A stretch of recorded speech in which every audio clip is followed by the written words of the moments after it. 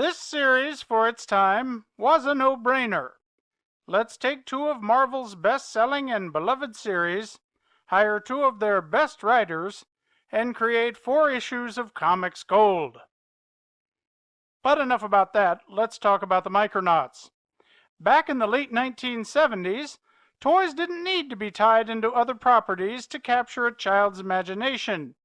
Indeed, Japan's Microman series of toys was purchased and rebranded by the Mego Corporation as Micronauts several years before Bill Mantlo and Michael Golden would create a comic series based on the toy line.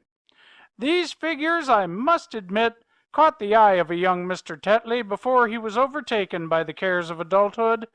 Who wouldn't love a toy line where the parts are interchangeable? Collect enough toys, and you were limited only by flights of boyish whimsy. Assuming, of course, you could afford the $1.14 to keep buying new time travelers every time their arms broke off because they were made of cheaper plastic than a tube of Lay's baked crisps. Why is that number etched so solidly in my mind? Because that princely sum was what I had to beg Father for every time one would break. Oh, we'd glue them back together, sure, but it wasn't the same. I mean, this was supposed to be a cosmic being. You'd at least expect his arms to stay together. Then there were the metal figures, which, I speak from experience, leave a good-sized welt when your little sister throws them at you when you try and explain to her that they're action figures, not dolls. They were probably made of lead, too. God only knows how many cancers I got trying to get Space Glider to What? Talk about the comic? Well, I mean, what do you want me to say? Wolverine says bub a lot. The artist goes out of their way to draw Marionette all tarted out, and, gee, big shocker here, the bad guy was Professor X all along. Never saw that one coming. Look, folks, this series is a lot of fun. It has Kitty Pryde before she was in damn near every book.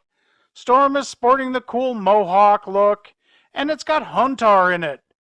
Man, the people at Mego really missed a chance to make Huntar, Marionette, and Bug figures. Oh, and hey, Internet, I already know Bug was initially billed as Galactic Warrior, so why don't you save yourselves a few keystrokes, okay? X-Men and the Micronauts is a book that got made. And if you can find the 4 issues in decent shape, it's a fun read. Chris Claremont, Bill Mantlo, Butch Greasy, and Bob Wyacek on art chores.